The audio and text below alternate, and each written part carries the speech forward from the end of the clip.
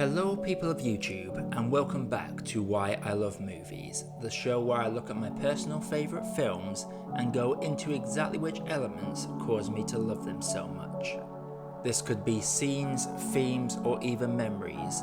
The important thing is that they leave an impact. My name is Josh, your Movie Apprentice, and in today's episode, I will be looking at 2013's Rush, directed by Ron Howard.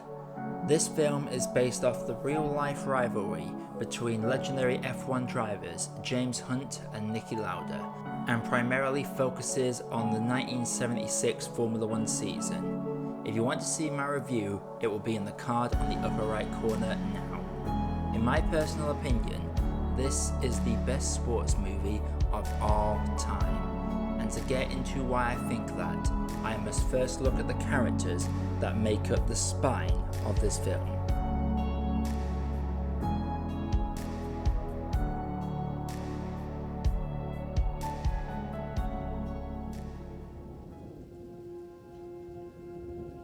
James Hunt and Niki Lauda are two icons of the Formula One world, and in real life they were both very good friends despite their intense rivalry. There are many references to this fact within the film, but the heated nature of their rivalry was well documented. And to help the story, some adjustments had to be made.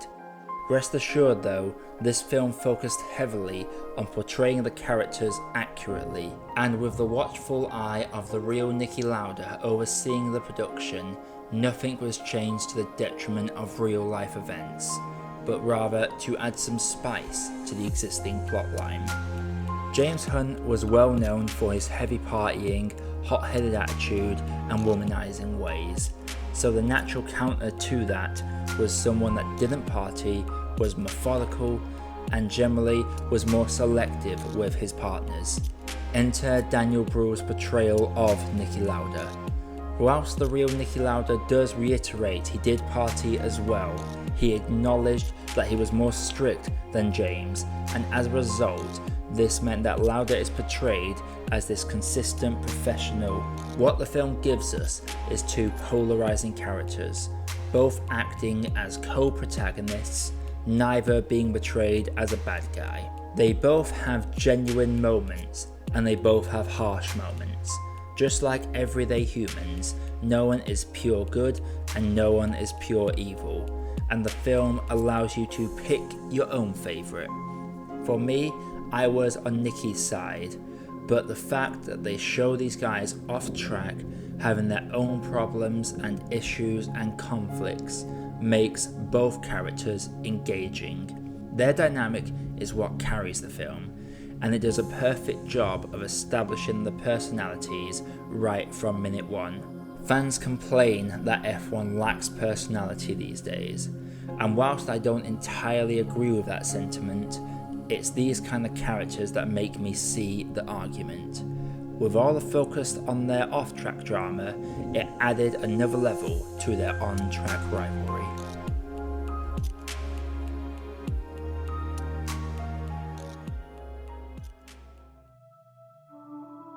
When Ron Howard went to make this film, one of his key goals was to capture realism, to make it as intimate as an experience as possible for the audience. This can't be an F1 film without some racing. Getting the cars of that era was one thing, but capturing the feel of the racing was another challenge altogether. Director of photography Anthony Dodmantle was very creative and devised several ways to get the cameras on track and in the cars. When we are seeing shots of cars going past the camera or even looking into the driver's visor, this is not CG. You are legitimately in these cars experiencing the race, which without these techniques could have just been thrown in stock footage. The makers made sure to visit actual tracks for shooting, even going so far as recreating Lauda's infamous crash at that specific corner of the Nuremberg Ring in a damn near perfect mirror image. Those that went into this expecting more racing may be disappointed by the quantity, but the quality is there plain as day, making each race sequence feel unique and exciting in different ways. These techniques add a lot of the third act tension, especially in the final Grand Prix event at Fuji, which would decide the title. The cinematography is a credit to the ingenuity and productivity. At times they would have to capture this footage during only a single day of shooting, and these techniques allowed the makers to capture as much as humanly possible while maintaining the quality. So when the film does give us racing, it is as adrenaline fueled as it should be.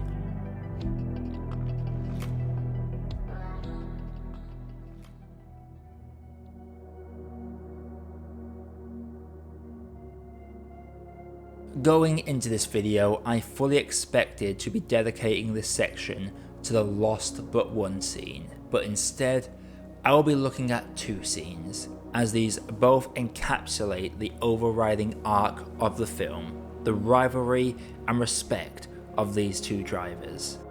Let's start with the lost but one scene, which for me is a golden scene. Not only is the score some of Hans Zimmer's best work and the cinematography taken up to the next level, but this scene just summarizes everything we need to know about what's come before and what's about to happen. The two rivals are lined up on the grid. James Hunt turns around and sees Niki Lauda staring back. Niki salutes him, to which Hunt reciprocates. They exchange a nod, never breaking eye contact. Their moment only broken by the track announcer singling 60 seconds to lights out. This is a short but powerful non-verbal conversation. Prior to all this, they have been at each other's throats, trash talking, getting heated, and yet here they are now saluting each other, showing their respect to one another, with the nod simply stating good luck or may the best man win. These were two rivals that brought out the best and worst in each other, and this short interaction before the finale really sums up what this film is all about. Mixing this exchange with the score, the cinematography, the directing, this is just one of those perfect scenes to me, but it also helps sum up their relationship.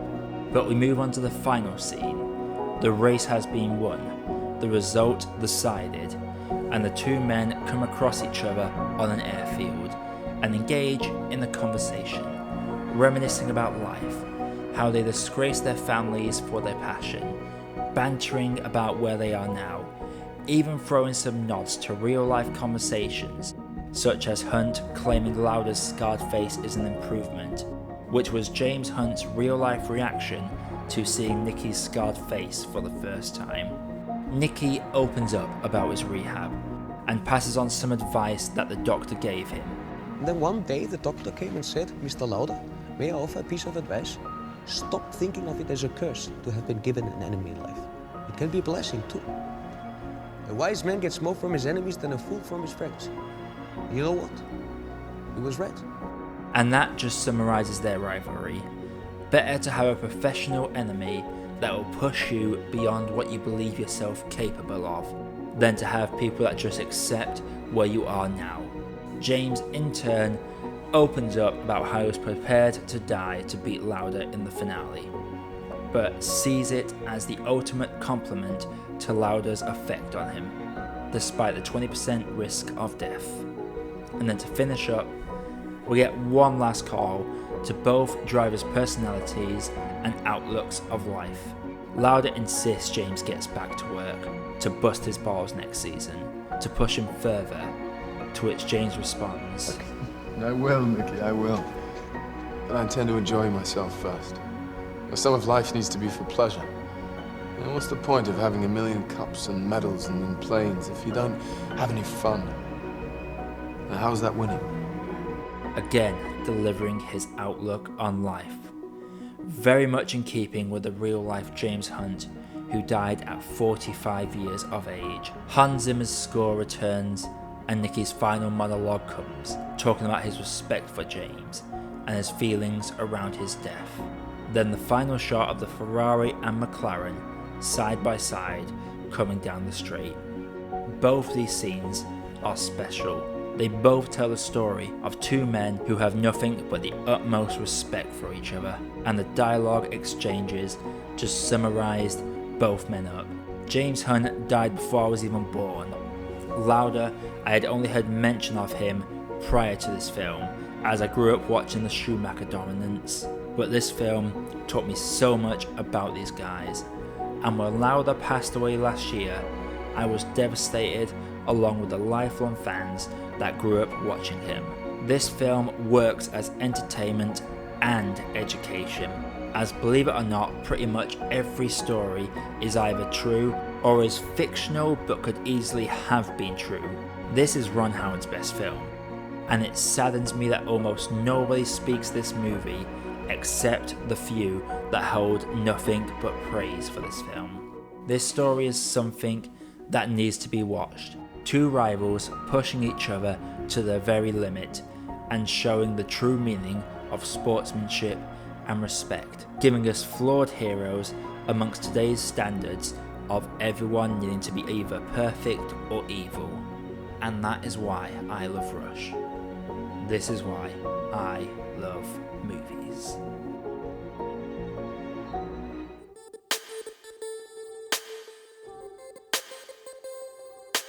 Hey, thank you for watching and thank you for making it to the end of the video. While you are here, if you haven't done it yet, please feel free to drop a like and consider hitting that subscribe button for more reviews coming all the time. And also, while you are here, there are some other videos over there that you might want to sink your teeth into. Have a good day, guys, and do enjoy.